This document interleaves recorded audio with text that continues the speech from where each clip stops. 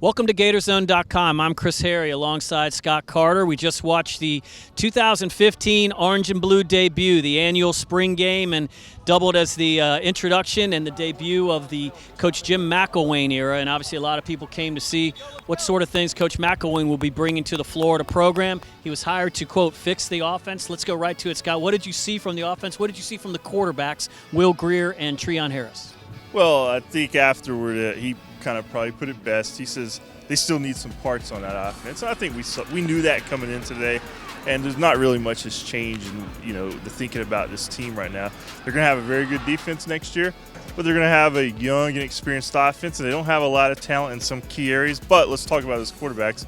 Will Grier and Treon Harris. We saw a little bit of Treon Harris last year. We got to look at Will Grier today, and I thought Grier looked pretty good. He made some nice throws. He obviously, both of these guys are still learning this offense. McElwain said recently they've only installed about 20% of what ultimately they want to do. So this was a base offense today, but he threw the ball well. Will Grier, Treon Harris, we've seen him, but today I think the biggest takeaway with him, McElwain said, was he's got to have a greater sense of urgency when they get down into the red zone. You saw that a little bit today on one of the drives that stalled. So overall, I think with the two young quarterbacks, it was good for them to get an experience out here in front of fans, especially Will Grier. At the end of camp, Grier's probably a little bit in the lead, but it's still a very open battle as they go into fall camp. It's tough to read a lot into the offense with the offensive line issues. What's going on up front there? Well, they just didn't have a lot of bodies today.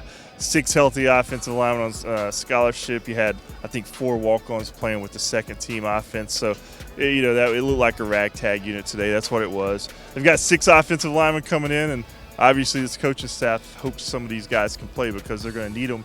And they're also still concerned about Roderick Johnson, who started 3 games last year. Trip Thurman's a possibility. He'll come back if his shoulder's okay. So, there's a lot of question marks about the offensive line. None of those were really answered today. We're not going to know more until really that first game here next fall.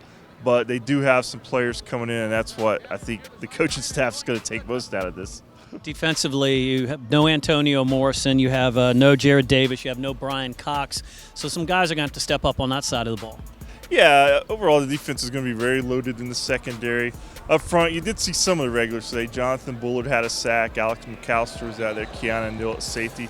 Vernon Hargrave. So they have talent there. You mentioned the linebackers, Jared Davis, Antonio Morrison.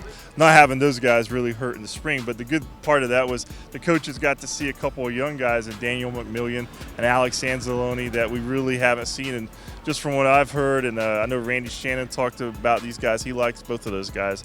So I think they'll be in that rotation once Morrison and Davis get back. So they did build a little bit of depth there. But overall, I think they can feel pretty good about this defense going into the fall.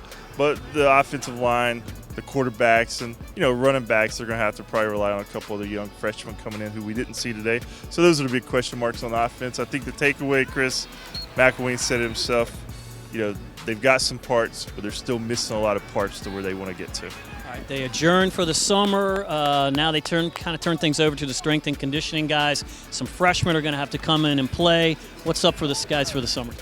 Well, it's just basically learning more about this system, learning more about these coaches. The offense is, I don't think, anywhere near what he ran at Colorado State and what they've done so far in spring here. So, there's a lot of growth to take place there. Defensively, the system is very similar to what they used under the previous coaching staff. Now it's just a matter of getting guys healthy and getting out there and making plays and adding some 19 more guys to the roster over the summer. 19 players that will be here in the fall that weren't here today. We're almost 5 months away from the season opener 2015, which will really usher in the Jim McElwain era. Scott Carter will be there. Chris Harry will be there. Hopefully you guys will be with us. We'll see y'all.